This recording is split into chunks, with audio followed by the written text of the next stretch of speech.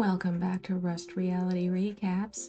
Tonight we are going to watch and react to part 3 of the Happily Ever After Tell-All for 90 Day Fiancé. I know still haven't completed the first part, and I already mentioned we're going to skip the second part, so please bear with me. I'm doing the best I can to keep caught up. So yeah, let's just get right into it, shall we? I have edited this video in hopes of avoiding copyright strikes. Let's begin, shall we?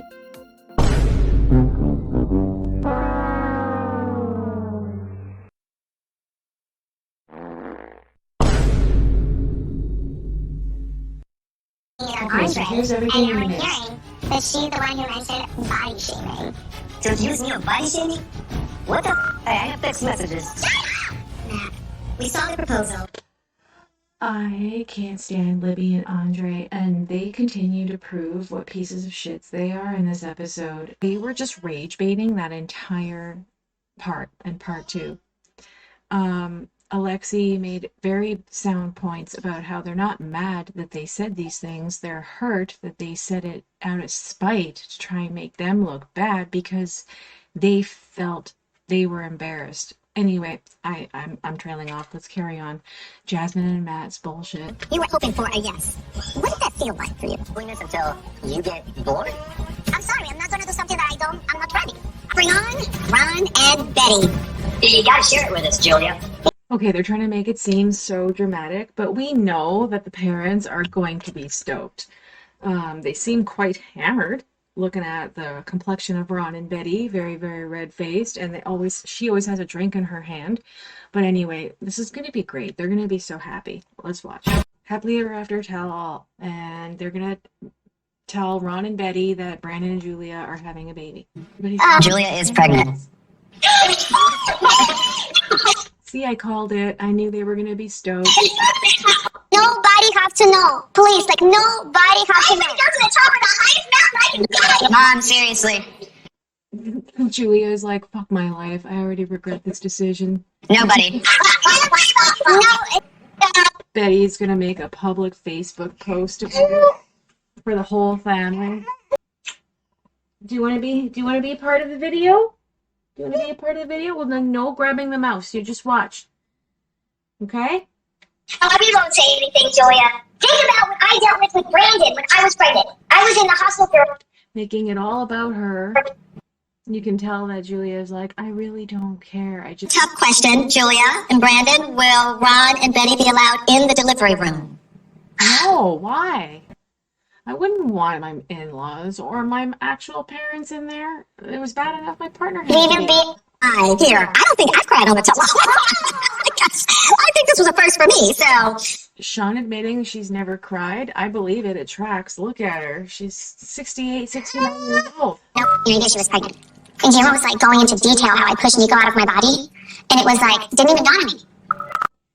She feels bad that she might have scared them, but I mean, come on, it's fine. It's amazing. I don't think I've ever cried. You never cried? I've never cried on the telephone. It's amazing. Sean's amazed that she's never cried before. She's never felt anything, ever. This is the first time. This tracks. I think Sean can robot, you guys. I'm convinced. This proves, because she doesn't age. If anything, she's reverse aging. That ought to be an interesting dynamic, because I don't know what kind of mom she's going to be. That might be the more targeted question. Was that a low blow or what? So yeah, they're celebrating that they're grandparents. They're very, very happy. And drunk, I would assume. I have to comment on how beautiful Yara's dress is. She looks so pretty, and that's such a pretty dress. Yeah. Okay, in this scene, the boys are discussing how Brandon licked a doorknob, which was just the sickest thing. I couldn't even watch. The amount of bacterial cultures that are growing on his tongue now from that. You don't know if that ever got washed. But anyway, Matt mentions how they made him suck Jasmine's toes. People have a lot of foot fetishes in this show, man. It's weird. And so they ask him if he feels more connected to her. And then he says this gem of a comment. Have you ever taken a bad crap and then your partner wants to bang and then they want to grab your ass and you're like, don't grab my booty, dude. Dude, Yanni, you need to wash after that, man. Throw a wipe down there, spray some shit, like hop in the shower and turn the hose on. Like, what is wrong with you? That's so gross. Multiple times after breakfast. Sorry, can you scoot over so I can put my shoes on? Scoot over, please. Kara's here. Hi. Sure. Hi. Hi, I'm here now. So this is where Kara shows up to stir the pot about Darcy and Georgie because I guess their segment is next. It's Georgie and Darcy. Next. I think he's hitting the streets and not telling Darcy is what I think. She feels like Georgie's behavior is... We haven't had sex since like January. But he's like a young male. Y'all been 6 months. You don't think he's getting that from somewhere else? I mean, he could be because it's been a while and he's young and he's, gonna explode at some point. Just because someone's young does not mean that they have to be sexually active all the time. People can be asexual, people can have a low drive, they can have hormonal things going on. They could have, their minds mentally not in that place. It doesn't always mean infidelity or that they've lost interest. Sometimes it just means they've just lost interest in sex temporarily. Do you think he's cheating on you? I don't know. There's just been like a lot of like hearsay about him out in bars. Okay, so do you think it's flirting or do you think it's networking? A little bit of flirting goes along with the networking because if women are attracted to him, he'll get more clientele. It could affect his money. Doesn't always mean he's cheating, but I don't know. Let me know if you think he's cheated. Their relationship. Darcy has been insecure about Georgie's lack of transparency, and he finally opened up about something important to him, and it wasn't what she wanted to hear. Let's watch. She's a terrible listener in this scene. It was really triggering because Georgie tries to open up about how he realizes that he changed his mind and he might want to have a kid someday and he's upset about it and he feels regret. Doesn't necessarily mean he wants to have a kid right this second. It just means he's realizing he's changed his mind and it's bothering him. She can't handle this information and she will not consider surrogacy or adoption, I guess. Like, it's just out of the question for her. She's done being a mother. And I mean, look at her mentally. Does she seem like she wants to be responsible for anyone? No. But yeah, she can't listen to him at all. Like, she literally starts covering her ears and batting him away like he's being abusive just because he was trying to tell her how he felt and how he feels like he's not safe with her and she doesn't listen or care. And then she pretty much just breaks up with him at that point, even though he's telling her that he loves her. She's 50 and he's 30. Worry that something's been going on, that he's been unfaithful to you? Yeah, I don't want to assume, there's anything going on. But he does flirt and dirt when he goes out. I've seen it. He does it point blank. It's not like he's hiding it, so I have... I mean, okay, so they bring out Stacy and Florian, which I love. Florian is always hilarious. I'm going to ask you to give your opinion on Jovi and Yara. So for some reason, we're getting Stacy and Florian's opinion on all the couples. And when we get, I don't know why we need Stacy and Florian's opinion on everybody, because it feels like this entire time that Stacy's been on this season, it's been to stir the pot and cause drama between Darcy and Georgie. And I notice that the sisters, while they compete with each other for all things in life, they also love to sabotage each other and encourage each other's self-sabotage. Darcy came on to Last Resort and did it with Stacy and Florian, and now Stacy's one-upping her and getting hers in now on Darcy and Georgie. It's just really weird to me. You don't need enemies in your life when you have friends or family like this. And she even mentions later on in the episode, I skimmed past it, but she says that, yeah, it might be a twin divorce, just like last time, because, they had to have a twin wedding and twin divorce. Twin weddings, twin divorces, twin births, everything. Get your piece in. What do you think the future is for Florian and Stacy?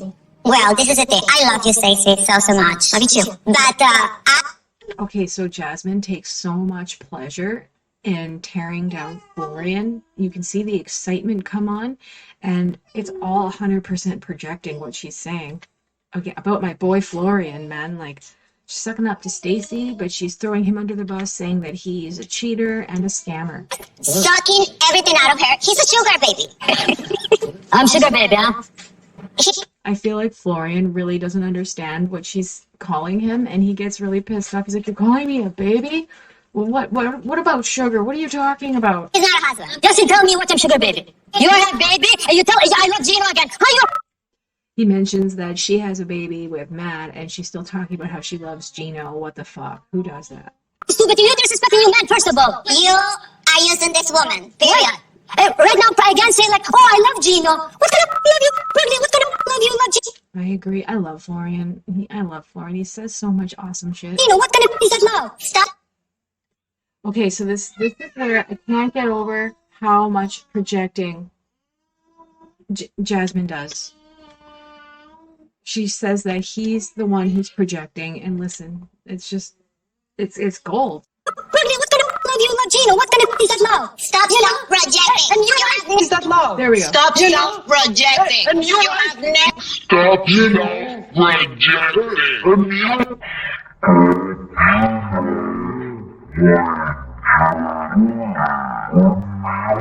It's so enlightening because she's the one who's self-projecting. Oh my God, it's so funny. Oh, I can't get over it. Like as she's saying it. You want to say to me what Gino In the day, my husband? Yeah, so while she's tearing down Florian and trying to make herself feel better, I don't give a f***ing Jesus, Lord. I don't give a. I was in an open marriage. You cheated on your wife. Jasmine, who cheated? Jasmine, who cheated? Jasmine, you cheated. You are a partner. Another self-projection from good old Jasmine. Stop, projecting. All right, that is all for today. Have a great night back at the house, everyone, and behave, please. Oh yeah, I'm sure they'll behave, Sean, while they're getting served up all the booze. But how much time are you going to wait for her? That's a time limit. Give her a timeline right now. Make one up.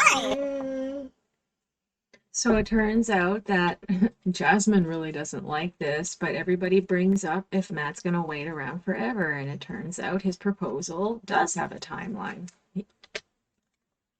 I don't like it. You can string him along. Back at home, I got the impression that I would always have this door open. Why would he sit around forever and wait for her? Like, where is this coming from? The expiration date will create itself. Okay. It might go 5 years. It could be 2 years from now. She's talking to some guy and I hear about it or something. I'm like, no. This is done. Then I'm going to move on with my life and that's it. Fair enough. I mean, I'm sure it's a headache being with Jasmine, and then you guys are baby drunk. I think Jasmine really needs to hear that there is an expiration date on this relationship. Like, bro, we literally have a kid together.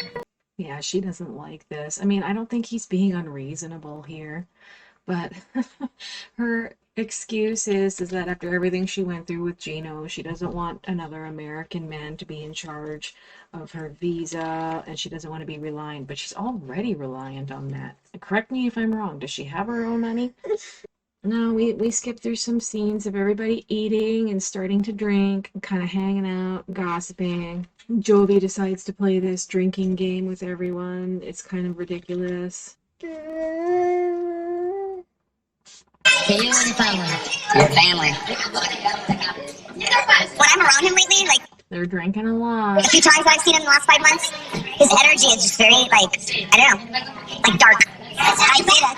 It's very weird. I wish that Stacy wasn't there just to complain about Florian and cause problems between Darcy. I wish she would just be chill. I always considered her the chill one, but I don't know. I don't know. There's so many things to do, you know? Oh, that's the noise you want to make. Wow, Elizabeth being kind of fun.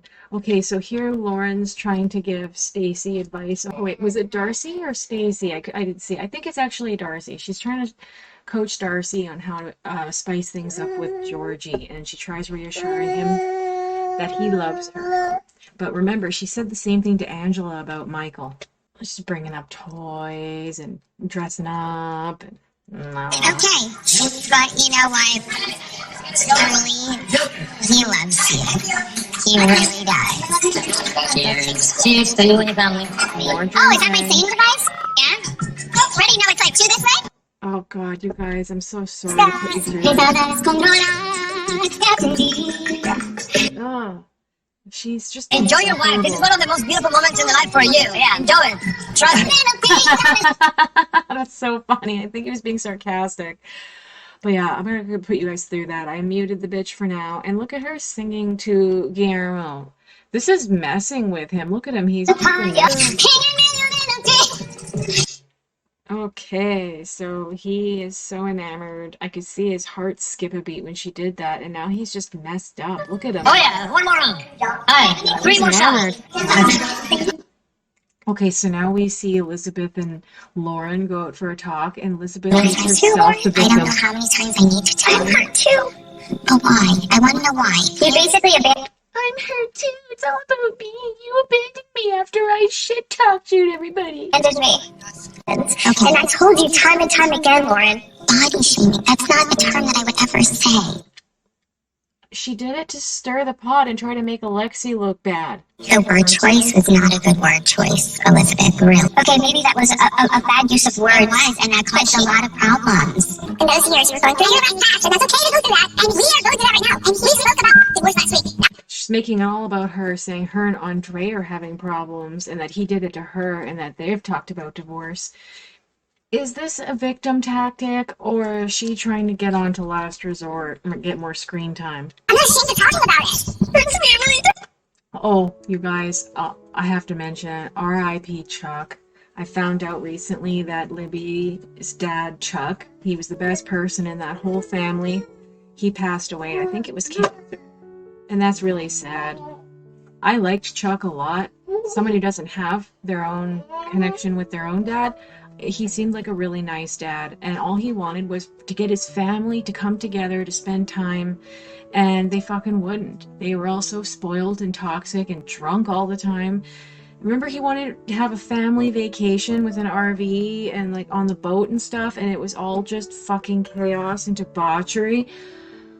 And then it turns out he had cancer and he's passed away now before they could ever resolve it. That's sad. That's tragic. And from what I can understand, she's not crying about that. She's crying about her own bullshit with Andre. I'd be crying over $75,000 gone. I'm really sorry that you feel hurt. I really am. I say very hurtful things, though. I promise you on my life, Elizabeth, I never said he was a horrible person. I'm looking you dead in the eye. I want to believe you. Hello. We're just gonna watch this last bit of the tell-all part 3, basically the outro. Only to people that I refer as friends. And I'm a child of somebody else. That is correct. but never looking. That's correct. I'm a bad friend. What's Nothing to cry, just talking. Jesus Christ. Yeah, you're talking for real. See you tomorrow. Are you okay? Okay, here we go. The outro we were waiting for. So, The real way you feel. I don't need to wait until the leasing expire. Move with Matilda somewhere else. You're overreacting. No, I'm not overreacting. She's gonna take her baby away from a loving, supportive father because of her fucking bullshit. It's not about her anymore. You don't have to drink tonight. I am not drunk, man. No. Well, I'm not waiting the rest of my life for you to be like, I think I like you. I'm not gonna wait the rest of my life. What do I look like? Then what? Okay, then I'm gonna just find a place, and we're not gonna live together. And then your mom. Can she even support herself? I don't even know if you want it, Matt. You just said if we didn't have a kid, I wouldn't even. Would anyone be with her long term? It's doubtful. opposed to Jazz. I think Jasmine, without being an armchair psychiatrist, I really do think she has BPD, like borderline personality disorder, without even getting into the narcissism and the ego. Me. That's what you want? I don't need an expiration date. I give it to myself. Okay, bro. I gave it to Whatever makes myself. you happy. I don't know. I argue with you all day, all night. What do I look like? Gino? I don't like sitting here and arguing. Like a parrot. All night, yakety, yakety, yakety. I'm like, who talks this much, bro?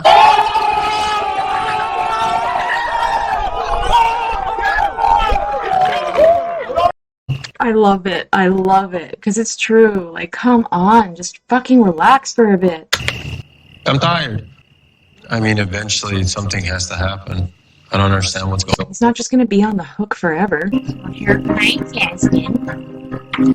I'm here, Jasmine, just to be, like, awkward. Just stand here and stare at you. What do you want, Gino? Ugh. Okay, well, let's see what's going to happen next time.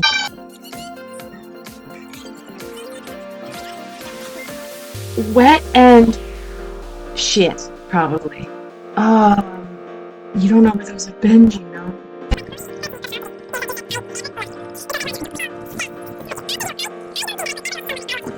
Of course, Matt was standing right there for that. I don't know if that could have been set up anymore. I'm having a hard time buying that was an organic bust. I feel like that was staged and scripted just because it's obvious Jasmine is a TLC puppet that gives them drama. And Matt is a wannabe, washed up. He never got any acting gigs in his life, and this is not his shot now. So what do you think? He's lying, right? They're still together on Instagram. Can you imagine? Stupid up and up. This kid's not even mine. It's definitely his, though. She looks just like him. But I guess it's his way of saying he doesn't trust Jasmine. Alright, that's it. Thanks for watching with me. I guess we'll see you next time. I deleted my recording of the second part of the tell-all. I don't know how I did that. I thought I was deleting Pillow Talk, but apparently I deleted all of part 2. So we're just going to skip along past it, okay? Thanks. Appreciate you tuning in, and all.